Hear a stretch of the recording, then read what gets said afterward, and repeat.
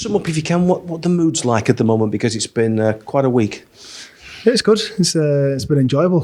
Finally won some games, which is nice. There's a real positive atmosphere around the place, and we're looking to continue it over these next final weeks of the season. How surprised have you been that you've won so many games and you've managed to put such a really good run together?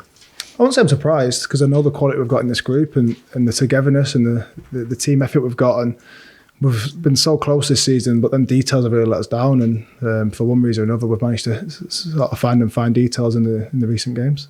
In terms of this weekend, a slightly weird situation. You've not played Villa yet this season.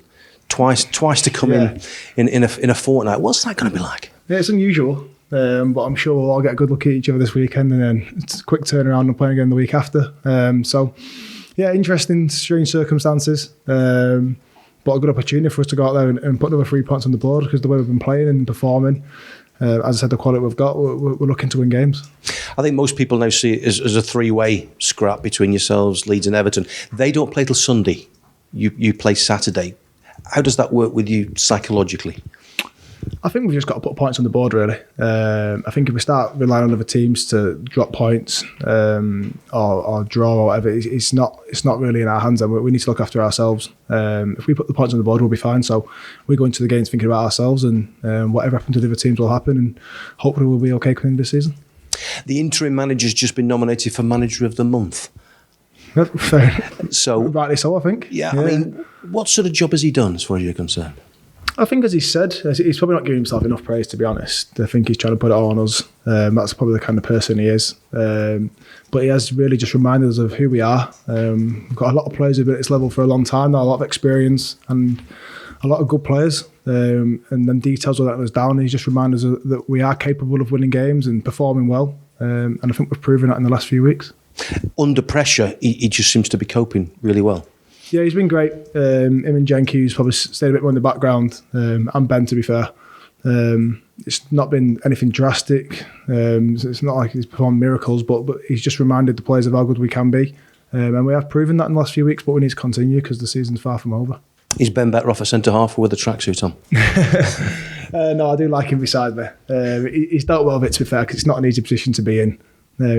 People call him Scaffer, and because he's not too sure he's Scaffer or Gaffer or Skip. We don't know what to call him, but he's dealt really well with it. He has, and it's good for him because he's still around it. He's been struggling with injury for a while, so it's nice for him to still be involved because you can sort of get a bit left on the side a bit when you're injured sometimes. But obviously, he's still a massive help to the group. I suppose if there's a positive to that, it's that Nathan's come in and seems to have blossomed. Dwight seems to be playing with a smile on his face. The youngsters in the team just seem to be relishing the chance at the moment. How do you assess the way the youngsters have performed in recent weeks? They've been massive for us. I think they've probably been our best players in the last few weeks. As you said, Dwight's played with a smile on his face, and if Dwight's smiling, you know he's playing football well. Colo's been exceptional. You forget how young he is because he looks so old. But he's performed to an incredible level, considering it's his first season in this league. Connor Roberts, Charlie Taylor, but everyone, to be fair, to a man, every player stepped up and performed, and we're going to need them performances over the next few weeks because we've got some tough games coming up, and we're still need to put points on the board. And I suppose the feel might be that you've nearly job done because you've had such a good run. But I guess if you look at what happened to City last night, that you can be so close and then it just gets taken away. What do you make of all that last night?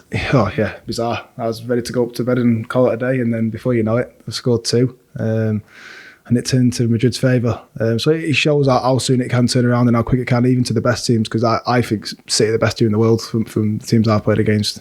So it can happen to the best of them. So the job's never done, and hopefully over the next few weeks we do get our job done.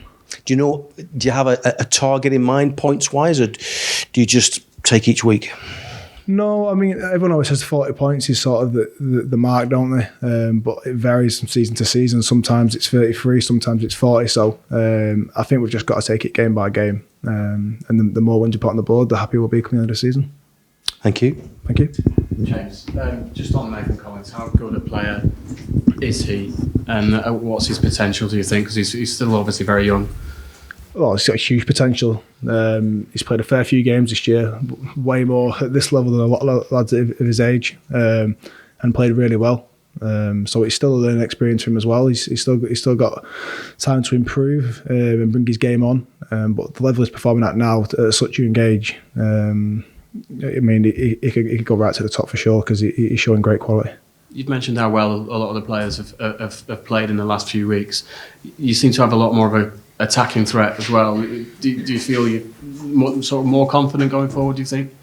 I think we just managed to give some of the players a bit more freedom. I think for some reason, some players started to play within themselves a little bit. I'm not saying they were scared of the ball, but they were maybe just keeping it simpler than you'd like. And for someone like Dwight, you just want to give him that freedom to go and do what he wants with the ball and what he feels is right. Because a talent like that, we just need to keep feeding him the ball and he'll create chances for us. We've got 2 or 3 players like that, so giving that a little bit of extra freedom just seemed to sort of give him a lift. And you're seeing it in the performances. Does that freedom come with changing positions, being able to move into different areas on the pitch? How do you, when you talk about freedom, what do you mean? Yeah, I mean, we probably got stuck a bit of the way under the old manager, and it wasn't the manager's fault. It was just the way the game sort of went for us. We got very rigid, very predictable. We were easily read, and then sometimes just that new manager boost that everyone talks about. It's hard to explain what it is, but for some reason it does work. And let's say Dwight's a great example of it. And he's shown in the last few weeks how good he is. And he needs to continue that because he's an exceptional player. But he needs to be consistent in his game now, and I'm sure he will be. Just on Mike Jackson, do you see a Premier League manager in him going forward beyond this?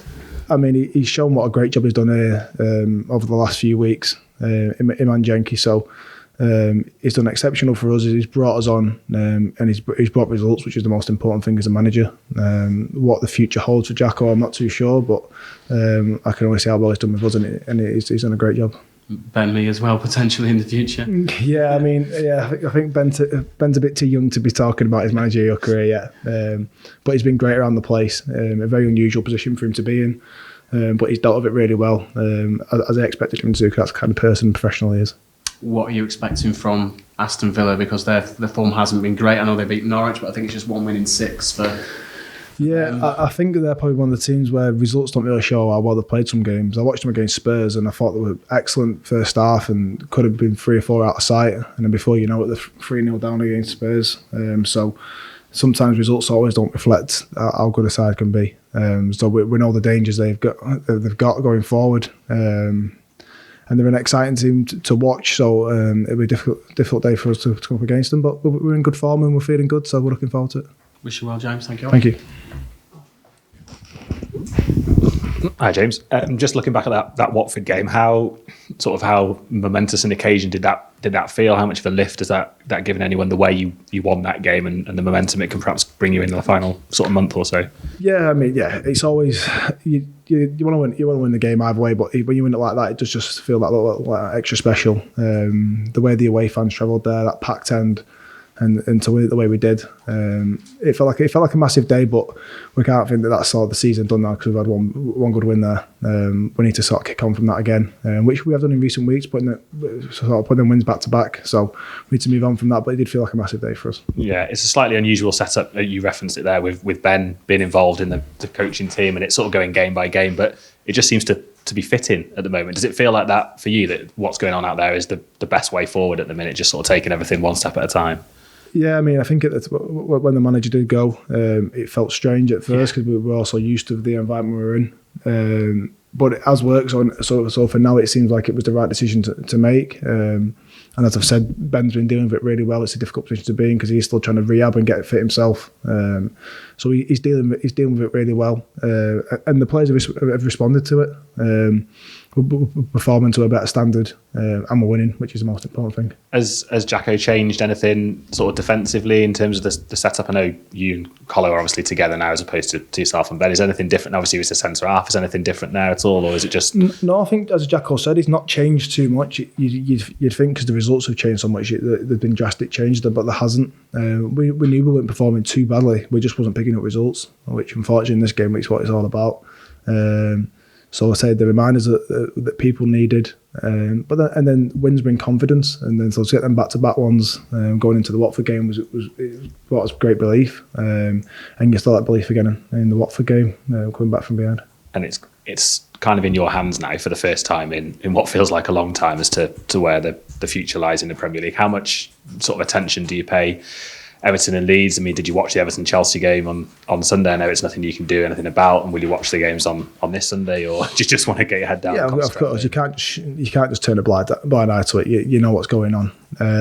But I don't sit there getting too frustrated if one team wins or the other teams don't. So I say we do watch, we take notice, but we can only rely on ourselves. If we don't put the points on the board now, we won't stay in this league. So it's up to us. And just last one for me: how sort of happy have you been with your own form? I know you're obviously out of contract. We won't go into that, but how happy have you been with your form you've shown over the last 6 months or so, or perhaps even longer? Yeah, I've been pleased. It's tough. It's tough when the team's not winning games. As a defender, you're sort of responsible for that. You stop goals going in. So it's been a tough season. But I've just got to do my job for the team. And at the moment, that's also leading out there, which I enjoy, and sort of taking that responsibility. But overall, I feel like my form's been good consistently for the past few years. But it's about maintaining them levels as well. Nice one. All the best for the weekend. Thank you. Thanks.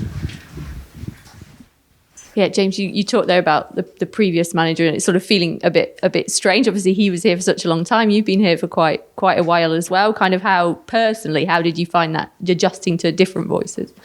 Yeah, it did for a few days or so, especially the first session when we first went outside. About the old gaffer being here, it was strange. But sometimes change is needed, and it seemed at that moment, obviously, that the chairman felt that was the right thing to do. And at the moment, the results have shown that it was the right thing to do. Yeah, and as you say, great results recently. And in terms of your own kind of international ambitions, do you hope that might have an effect? I've not given up on it, that's for sure. I've not retired from international football, in case everyone's wondering. So yeah, the ambition's still there. I'm still young enough and feel like I've got something to give. So we'll see what the future holds. Thanks. Cheers. That concludes broadcast section. Cameras off, please.